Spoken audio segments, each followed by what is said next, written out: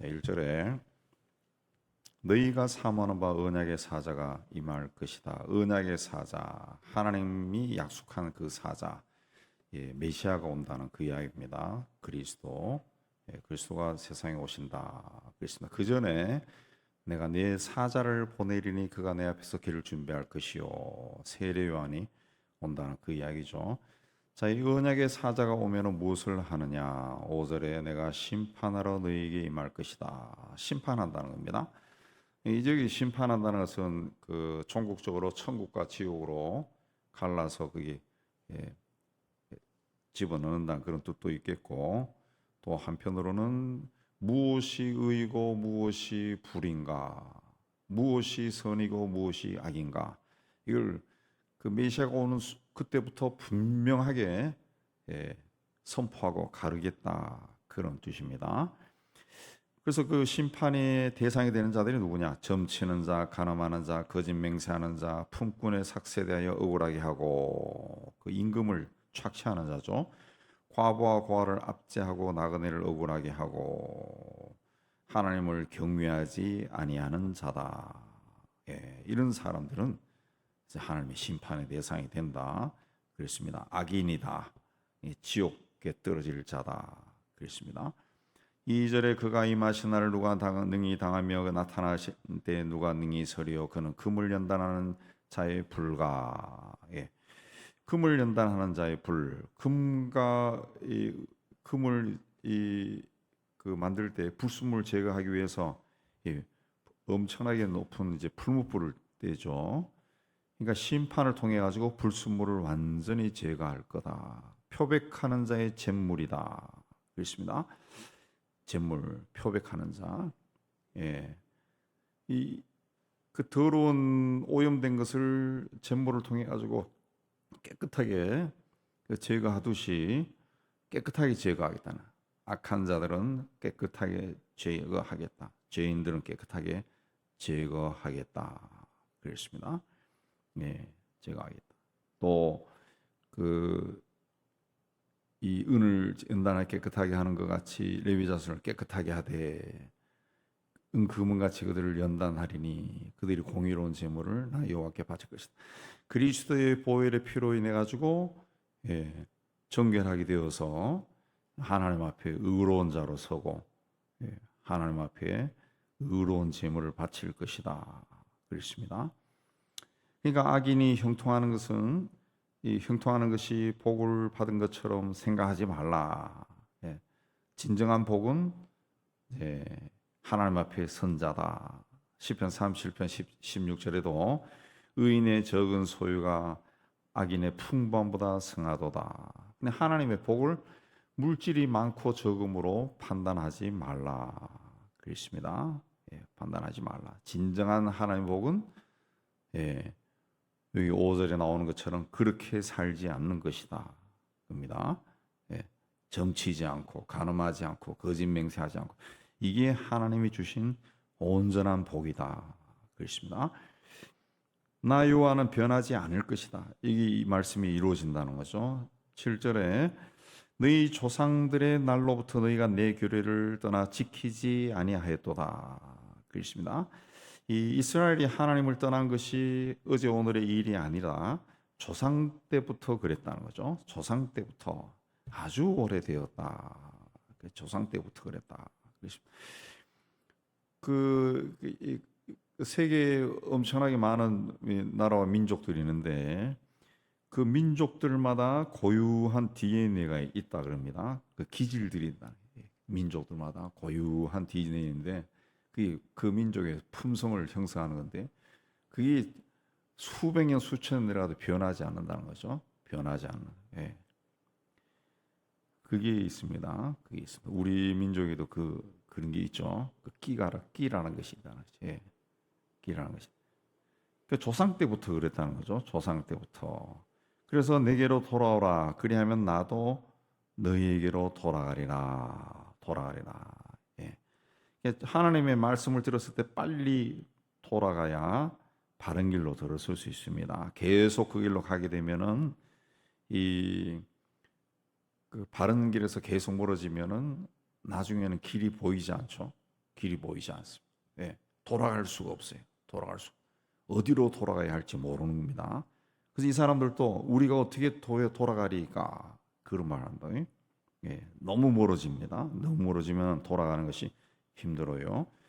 사람이 어찌 하나님의 것을 도둑질하겠느냐. 그러나 너희는 나의 것을 도둑질하고도 말하기를 우리가 어떻게 주의 것을 도둑질하였나이까 하는도다. 이는 곧 11조와 봉헌물이다. 하나님 것을 도둑질했는데 그게 뭐냐? 우리가 뭘 도둑질했습니까? 그러니까 11조와 봉헌물이다. 그렇습니다. 이게 9절에 온 나라가 나의 것을 도둑질했다. 이스라엘이 다 그런 짓을 한다는 거죠. 이 시대부터 지금까지 11조와 봉헌물로 성전을 관리하고 성전에서 일하는 사람들이 생활을 했습니다. 또 그걸로 나그네들 돕고 가난한 사람들을 돕고 그런 일을 했는데 이런 것들을 하지 않으니까 이제 성전이 회파되기, 성전이 이 관리가 안 되니까 성전이 막 무너지기 시작하고 사사기에 나오지만은 레위인들이 제사장들이 떠돌기 시작, 먹고 살기 힘드니까 땅이 없어요. 떠돌기 시작하고 그 나라가 이제 막 타락해져, 정신적으로 타락해져 버린다. 타락해진다. 그 우리나라가 그 일제 시대 그리고 해방 후에 전쟁 이 어마어마하게 가난한 나라 아니에요. 우리가 조금 지금 뭐 열 손가락에 든다 그러는데 저는 아직도 우리나라가 열 손가락 안에 드는지 실감이 안 돼요. 그래서 그 학자들도 우리나라가 그도 좀 살게 된 때가 한 20년이 채 안 됐다 그러죠. 20년이. 교만해서는 안 되는 거예요. 교만해서. 굉장히 가난했거든요. 굉장히 가난한 나라였는데 그 하나님의 그 어떤 특별한 뜻이 있어가지고 이제 조금 잘 살게 됐는데 어쨌든 그런 엄청나게 고난이 많은 민족인데 굉장히 고난이 많은 민족. 조선이 망한 후 거의 뭐 한 100년 동안 고난이 많았죠. 근데 이만큼 버티고 그리고 성장하고 그렇게 할 수 있었던 이유가 그 사회학자나 역사학자들의 연구에 하면은 기독교의 힘이 굉장히 강하다. 기독교. 기독교. 그 가난하고 어렵고 한이 맺힌 사람들 옛날에 어머니 할머니들이 얼마나 한이 많습니까? 다 교회 와가지고 울면서 기도하고 그러다 보니까 우리나라에만 없는 다른 나라에 없는 우리나라에만 있는 그 통성기도라고 하는 게 있죠. 통성기도라고 하는 것은 그 이제는 그 학술 용어가 되어 있습니다. 영어로도 통성 프레이어라고 써요. 통성. 그렇게 설명이 나와요. 통성. 그러니까 다른 영어권에서도 그 학자들은 안다고 이 통성이 뭘 이야기하는지. 그걸 통해 가지고 자신의 깊은 그 한들을 막 쏟아냈다고. 그러니까 정신적으로 건강해진 거죠. 그게 막 계속 쌓여 있었으면은 그야말로 미친 사람들이 정신병자들이 엄청나게 나왔을 겁니다. 그냥 귀신 들린 사람들이 엄청나게 나오는 건데 우리는 안 그랬다. 그래서 실제로 그 불교나 힌두교나 이슬람이나 이런 쪽에는 이 귀신 들린 사람이 지금도 굉장히 많대요. 정신적으로 온전하지 않은 사람들이 굉장히 많다는 거죠. 왜 터뜨릴 데가 없는 게 터뜨릴 데가. 근데 우리는 그런 것이 있었다는 거죠. 그런 것이 있었다. 그러니까 교회가 그런 그 나그네를 돌보고 과부와 고아를 돌봤다는 거죠. 교회가 있었다는 거지. 그래서 교회가 굉장히 부흥했었죠. 근데 그런 걸 11조나 봉헌을 하지 않으면 교회가 세워지지 않는 거죠. 교회가 세워지. 그 레위 사람들이 가나안 땅을 정복할 때 하나님이 레위인에게는 땅을 주지 않고 각 지파에 그 있는 땅을 나눠주라 그랬어요. 각 지파의 땅. 그냥 거기에 성전을 하나씩 짓고 성소를 짓는 거죠. 하나님 인재 상징. 거기서 그 지파를 위해 봉사하라 그랬습니다. 봉사하라 그랬습니다. 그래서 오늘날의 교회가 그 지역에 있는 거와 똑같은 겁니다. 똑같은 지역적에 있으면 그 봉사하라. 그러니까 그 오늘날 교회가 물론 뭐 이 성지자리에 흩어져 가지고 전도하고 교회 세우고 그런 것도 있지만은 우리는 그렇게 했다 할지라도 이미 하나님께서는 그 멀리 바라보고 말씀 속에 그걸 다 하신 거라. 올해 몇천 년 전에 예, 각 지역의 교회가 세워지도록 지도록 그렇게 하신 거예요. 하신 거예요. 그래서 오늘날의 각 지역에 교회가 있는 거예요. 교회가 각 지역에 있는 거예요. 그건 구약 시대부터 가나안 정복할 때 하나님께서 레위 지파를 통해 가지고 각 지파에 들어가 살도록 그 다 한 겁니다. 그래서 교회가 지역 교회가 있는 거죠. 근데 이걸 안 했다는 거죠. 안 하니까 나라가 정신적으로 막 혼란스러워지니까 예, 이 나라가 망해버린 거예요. 나라가 망해버려요. 이게 더 심해지니까 말라기 이후에는 하나님의 말씀이 들려오지 않는 시대가 되어버린 거죠.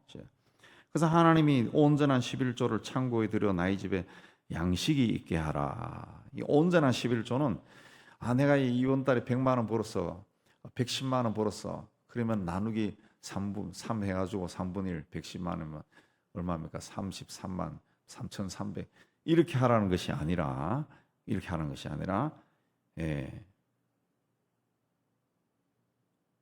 오늘 말씀 뭐라 했습니까? 7절에 내게로 돌아오라 그랬죠. 그리고 하나님이 도둑질 했다 이런 말 했는데 온전한 11조는 뭐냐면은 먼저 하나님께 돌아가야 돼. 회개하는 마음. 그 회개하고 내가 이게 죄구나라고 하는 것을 깨달았을 때는 정직해지죠. 정직해지는 거죠. 그런 믿음으로, 그런 성결한 마음으로 11조를 하라. 그 말입니다. 11조라. 뭐 계산 딱딱하고 세금 전에 드리는 게 옳을까요? 세금 후에 하는 것이 옳을까요? 그건 양심의 문제고 자기가 하면 되는 겁니다. 하면 되는 거예요. 그렇게 하라. 그렇습니다. 네. 그래서 이게 너무 율법적이 되어버리면은 나는 왜 11조를 했는데 복 못 받을까? 그러니까 너는 세금 못 띄고 다 띄고 했기 때문에 그래. 이렇게 말하는 사람도 있다고요.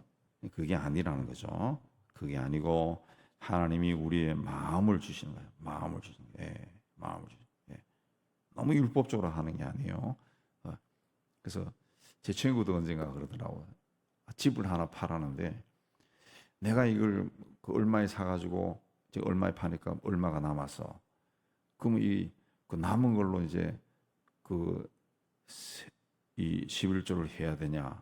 아니면 얼마에 팔은 통째로 해서 11조를 해야 되냐? 고민이 되더라는 거지. 통째로 하니까 자기가 이걸 샀을 때 빚을 내서 샀기 때문에 빚 갚고 뭐 하고 하니까 오히려 빚지더라는 거지. 빚지더라는 거지. 그게 굉장히 헷갈린다. 그렇게 이야기했는데 그건 당신이 양심껏 하면 된다고. 예. 그거 뭐 굳이 뭐 남은 것에서 이제 11조 하면 되지. 뭘 세금 내고 뭘 빚 내고 한 거 다 하니까 그리고 11조까지 해보니까 오히려 빚을 지더라. 그건 아니지. 그렇게 이야기한 적이 있는데 그 하나님을 생각하는 마음을 가지고 그 믿음으로 그렇게 할 때 하나님 복을 주는데 어떻게 복을 주느냐? 하늘 문을 열고 복을 쌓을 곳이 없도록 부어 주신다. 우리가 세상에서 우리가 알고 있는 그 복을 얻는 것도 힘들고 지키는 것도 힘들어요. 그러나 하나님이 주시는 복은 사라지지 않습니다. 사라지지. 예. 하나님이 주시는 복을 받아야 됩니다. 하나님이 주시는 복. 예. 이 복은 물질적인 복만을 이야기하는 게 아니라는 것을 꼭 기억해야 됩니다. 꼭 기억해야 돼. 그러니까 하나님이 우리의 물질이 아닌 것으로 우리에게 주신 그 복들이 굉장히 많습니다. 굉장히 많습니다. 그 성경을 매일매일 읽고 묵상하는 마음을 나에게 주셨다. 이것도 엄청나게 큰 복이에요. 모든 기독교인이 그렇게 하는 것 같지만 그렇게 안 합니다. 그렇게 안 합니다. 어려운 사람 보면 돕고 싶은 마음이 막 드는 거. 그것도 하나님이 나에게 준 복이죠. 누구나 다 그렇게 하느냐? 안 그런다고. 예, 안 그런다고. 그냥 다 보면 아이고 불쌍해. 그 마음은 다 가지지만은 실제로 행동하는 사람은 없다고. 그러니까 그런 것들도 복이다. 그다음에 모든 그 너희를 위하여 메뚜기를 금하고 토지 소산을 먹어 없애지 못하게 하고 그렇습니다. 예, 해로운 것들을 없애주겠다. 토지 소산은 내가 수고해서 얻는 겁니다. 그것들이 그 황충에 의해 가지고 사라진다는 거지. 사라진다. 요즘 그렇죠. 홍수 비가 많이 와서 엎어진다든가 멧돼지가 와서 다 갈아엎어 버린다든가 그다음 썩어 버린다든가 비가 너무 많이 오면은 막 구황작물 같은 경우는 다 썩어 버리죠. 그런 것이 없게 해주겠다. 밭에 포도나무 열매가 기한 전에 떨어지지 않게 하겠다. 익기 전에 태풍이 불어가지고 과일이 다 떨어져 버리면은 망하죠. 망합니다. 예. 농부들이 그 빚이 많다고 하는 게 그렇게 해서 망하는 겁니다. 한번 태풍 불어 비 많이 와가지고 과일 다 떨어지고 그의 농사 망치고 그 다음에 또 그러고 한 2, 3년 그러면은 빚이 엄청나게 많아진대요. 많아진대. 예. 그 다음에 너희 땅이 아름다워지며 너 모든 이방인들이 너희를 복되다 할 것이다. 땅이 아름답다. 내가 사는 땅이 아름다워진다. 아름다워진다. 그렇습니다. 땅이 아름다. 요새 그 농촌에 사람들이 살지 않고 젊은 사람들이 떠나고 농사 짓는 사람들이 없으니까 그 노인들만 남아 있으니까 빈집이 많고 그래서 가끔씩 그런 데 비춰주는 거 보면은 막 그 동네가 막 황폐해요. 황폐. 예. 골목길에 예전에 아이들이 뛰어다녔을 건데 그 황폐하다. 황폐. 그리고 이 정부가 이 너무 낙관적인 정책을 펴가지고 예, 그런 것 같은데 뭔가 하면은 그 농작물을 그 자본주의 논리에 가지고 그 비교의로 이야기해서 쌀을 우리가 농사 짓는 것보다 사오는 게 싸다. 그 제가 오래전에 농림부에 있는 그 사무관한테 들은 이야기. 그렇게 싸다 그러면은 정부가 그런 쪽으로 자꾸 간다는 것이. 밀을 우리가 경작하는 것보다 사오는 게 싸다. 그러면 수입한다는 거죠. 자꾸 그렇게 하니까 지금 신문에도 났지만 우리나라 그 쌀이나 이 밀 자급률이 이 세계 다른 나라보다 굉장히 떨어진대요. 예. 그래서 우리는 굉장히 위험하다는 위험 국가에 들어간다. 뭐 쌀이 많아가지고 창고에 막 재해 있다. 예. 그건 그냥 그럴 뿐이고 실질적으로는 없다는 거예요. 없다는 거예요. 그래서 이거를 자꾸 다른 직종으로 해가지고 계속 농사 짓게 하고 농사 짓는 사람에게 인센티브를 주고 그래야 젊은 사람들이 농촌에 귀가하고 농촌이 다시 살아나는데 그런 거 없이 계속 하니까 전기 자동차도 사면은 보조금을 막 1,000만 원, 2,000만 원 준다 그렇게 하니까 이 실제로는 우리나라 전기 자동차 업자들이 예, 태양광도 마찬가지더구만 이게 잘 사는 것이 아니라 중국 사람들만 부자가 되는 거예요. 중국 전기 자동차를 수입하고 예. 그렇게 할 때 적절하게 그 수입품에 대해서는 좀 적게 준다 그러고 예, 국산품을 많이 쓰는 걸로 장려해야 되는데 제가 잘 모르지만은 그런 걸 안 한 것 같아요. 그런 걸 안. 그러니까 뒷북치는 거죠. 아이고 이렇게 하는 게 아닌데. 근데 우리나라 산업은 다 죽어버린 거예요. 태양광이니 뭐니. 원래는 기술력은 우리가 훨씬 좋은데 예. 우린 생산 단가가 비싸거든. 그게 안 하는 거지. 그러면 땅이 황폐해지는 거예요. 다 남의 나라 그 수입하다가 그 나라에서 안 준다 그러면은 망하는 거죠. 망하는 거죠. 우리나라 식량 작업도가 굉장히 위험하다 그러더라고요. 사실은 굉장히 위험하다.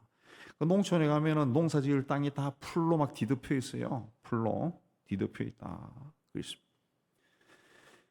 이 11조를 하면은 땅이 아름다워진다. 그래서 땅이 아름다워진다. 그래서 13절에 여호와가 일어나 너희가 완악한 말로 나를 대적하고 이르기를 우리가 무슨 말로 주를 대적하였나이까. 그렇습니다. 이런 말 하는 사람들이 있다. 예. 우리가 8절에서는 어떻게 주의 것을 도둑질했습니까? 우리가 무슨 말로 주를 대적하였나이까? 이런 것은 이제 그 하나님을 떠난 생활을 오래 하다 보면은 이 영적으로 둔해지는 겁니다. 둔해져서 하나님이 여러 가지 사건과 일로 보여줘도 깨닫지를 못하는 거예요. 깨닫지를 못. 그래서 하나님 말씀하시기를 14절에 이는 너희가 말하기를 하나님 섬기는 것이 헛되니 만군의 여호와 앞에서 명령을 지키며 슬프게 행하는 것이 무엇이 유익하리요. 하나님이 섬기는 것이 헛되다 그랬다는 거죠. 유익하지 못하다 그랬습니다. 교만한 자가 복되다 하며 악을 행하는 자가 번성하며 하나님을 시험하는 자가 화를 면한다. 이런 말들을 막 했다는 거죠. 아유 뭐 교회 열심히 다니고 예수 열심히 믿어봐도 뭐 되는 거 없어. 뭐 하나님이 다 알아서 한다는데 뭐 하나님 마음대로지 뭐 내 마음대로냐? 이런 말들을 우리 믿는 사람들이 합니다. 아유 뭐 나는 그냥 이리 살다 죽는 거지 뭘. 예. 그렇게 살다 죽으세요. 그런 사람들은 안 일어나는 거예요. 그런 마음을 가지고 있으니까 아무것도 안 일어난 거예요. 없어도 감사합니다. 그리고 하나님이 내가 하나님을 부를 수 있다는 것 자체에 대해서 감사해야죠. 내가 하나님 앞에서 피조물이다 라는 것을 깨달을 수 있다고 하는 것, 생각할 수 있다고 하는 것도 이게 엄청나게 큰 축복이죠. 모든 사람이 내가 피조물이다 그런 생각 안 합니다. 죽을 때까지도 그 생각 안 한다고요. 그 내가 하나님의 피조물이고 아무것도 아니구나. 하나님의 도구다. 그 생각을 하는 사람이 겸손해지는 거지. 우리 김영석 교수님은 104살인가 그런데도 글들 읽어보면은 그 신앙이 그 다 묻어 있어요. 참 그 훌륭한 어른이 우리 사이에 있다는 거 참 복이죠. 그러나 그때 여호와를 경외하는 자들은 뭘 하느냐? 하나님께서 분명히 들으시고 하나님을 경외하는 자와 이름을 존중히 여기는 자를 위하여 여호와 앞에 있는 기념책에 기록하셨느니라. 이를 서로 이해하는 그 고난 속에서도 아니야. 하나님은 다 듣는다. 그리고 하나님을 경외하는 자와 하나님 이름을 존중히 여기는 자는 기념책에 기록하였다. 생명책에 기록하신다. 그렇습니다. 그래서 그러니까 13절에서 15절 사람들은 하나님이 기록 안 한다는 거죠. 그래서 17절에 만군의 여호와가 나는 내가 정한 날에 그들을 나의 특별한 소유로 삼을 것이고 사람이 자기를 섬긴 아들을 아낀 같이 내가 그들을 아낄 것이다. 그렇습니다. 그러니까 어떤 그 힘들고 어려운 삶 속에서도 하나님을 경외하는 사람, 내가 말하는 거 하나님이 다 들으신다. 내가 생각하는 것도 하나님이 다 아신다. 하면서 하나님을 경외하고 하나님의 이름을 존중히 여기는 자를 하나님이 나의 특별한 소유로 삼을 것이고 아들을 아끼는 것처럼 내가 그들을 아낄 것이다. 그렇습니다. 아낄 것이다. 성경 읽어보면은 그 조건들이 굉장히 많습니다. 하나님이 정한 것들. 저는 그걸 하나님이 창조 질서라 보는데 그 선악과 먹지 말라. 그 조건이죠. 먹으면 이렇게 된다. 조건이에요. 심는 대로 거두리다도 조건이고. 그러니까 신앙도 선택이에요. 선택. 내가 하나님이 말씀하신 그대로 나는 살겠다. 이 선택이죠. 그렇게 안 살아도 돼요. 그렇게 살겠다는 거지 나는. 그럴 때 하나님은 어떻게 하냐? 내가 너를 특별한 소유로 삼고 내 아들처럼 내가 너를 아낀다. 그랬다. 하나님은 그런 사람을 사랑. 모세를 향해 아브라함을 향해 다윗을 향해 저들은 내 마음에 합한 사람이다. 내 친구다. 내 벗이다. 그러지 않습니까? 그들이 하나님 말씀에 대해 철저하게 순종하고 나는 이렇게 하고 싶지만 하나님이 그렇게 하시면 나는 하나님 하신 대로 그냥 따르겠습니다. 끝까지 하나님 앞에 가서 의인이 10명 있어도 하나님 다 멸하게 하실 겁니까? 아니야. 10명 있으면 안 해. 그럼 하나님이 하신 대로 난 따르겠습니다. 그런 사람들은 하나님이 특별한 소유를 삼을 것이고 아들을 아낄처럼 아낄 것이다. 그렇습니다. 그리고 그때에 너희가 돌아와서 의인과 악인을 분별하고 하나님을 섬기는 자와 섬기지 않는 자를 분별하고 그리스도가 세상에 오시면은 선과 악, 의와 악, 하나님을 섬기는 자와 섬기지 아니하는 자가 분명하게 드러날 거다. 그렇습니다. 분명하게. 오늘날 분명히 드러나죠. 믿는 사람과 믿지 않는 사람 분명히 드러납니다. 분명히 드러나서 믿는 사람들 중에서도 진정으로 마음과 뜻과 정성을 다해서 믿는 사람과 그렇지 않은 사람 교회 안에서도 분명히 드러나요. 분명히 드러나. 이미 이걸 2400 400년 전에 말라기를 통해서 하나님이 하신 말씀. 오늘 이 말씀을 우리 마음에 담고 우리 삶이 다하는 그날까지 하나님의 특별한 소유가 되고 하나님이 아끼는 삶을 살아가는 여러분이 되시기를 주님의 이름으로 축복합니다.